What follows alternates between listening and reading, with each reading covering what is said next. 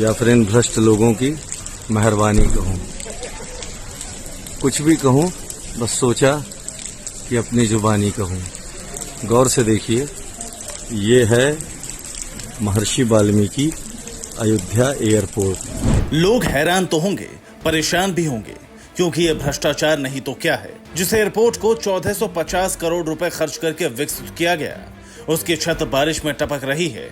जी हाँ, अयोध्या का ये भव्य हवाई अड्डा, जिसका दिसंबर 2023 में प्रधानमंत्री नरेंद्र मोदी ने उद्घाटन किया था, अब सुर्खियों में है।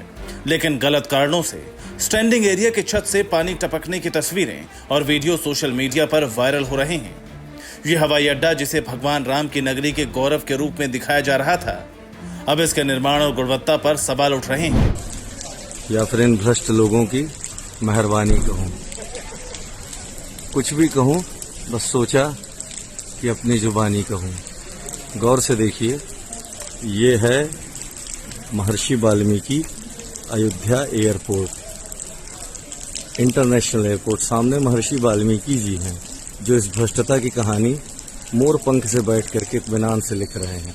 इन्होंने तो बहरहाल रामायण लिखी, लेकिन अब लगता है इनको इस कहानी को भी लिखना पड़ेगा। ये एयरपोर्ट के टर्मिनल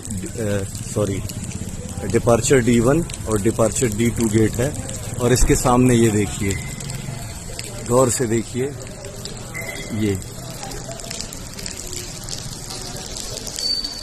आपको पानी की बूंदें दिख रही होंगी।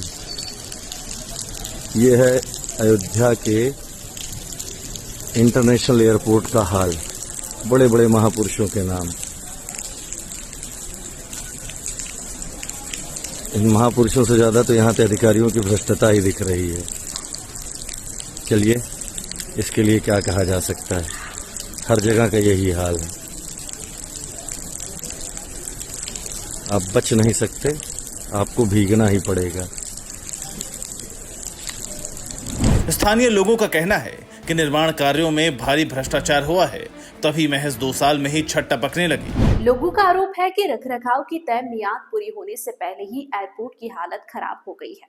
वहीं एयरपोर्ट अथॉरिटी के निदेशक विनोद कुमार ने कहा कि बारिश रुकने के बाद रिपेयरिंग का काम शुरू होगा और इसके लिए टेंडर की प्रक्रिया पहले से ही पाइपलाइन में है। लेकिन इस बयान ने सरकारी एजेंसियों की कार्यप्रणाली पर भी सवाल खड़े कर दिए हैं। अब बड़ा सवाल यही है कि करोड़ों की लागत से बने अयोध्या एयरपोर्ट की छत इतनी जल्दी कैसे टपकने लगी, और क्या इस पर जिम्मेदार एजेंसियों की जवाबदेही तय होगी। एक्सपर्ट्स का मानना है कि ये स्थिति चिंताजनक है। इतने बड़े प्रोजेक्ट में गुणवत्ता नियंत्रण और रखरखाव पर विशेष ध्यान देना चाहिए था। बारिश के मौसम में ऐसी खामियां सामने आना निर्माण प्रक्रिया में कमी को दर्शाता है। यकीनन ये खबर निश्चित रूप से सरकार और संबंधित अधिकारियों के लिए एक बड़ा सवाल खड़ी करती है। क्या इस मामले की जांच होगी, कि जिम्मेदार लोगों पर कार्रवाई की जाएगी? ये ऐसा सवाल है जिनका जवाब मिलना जरूरी है। Bureau report, P24 news.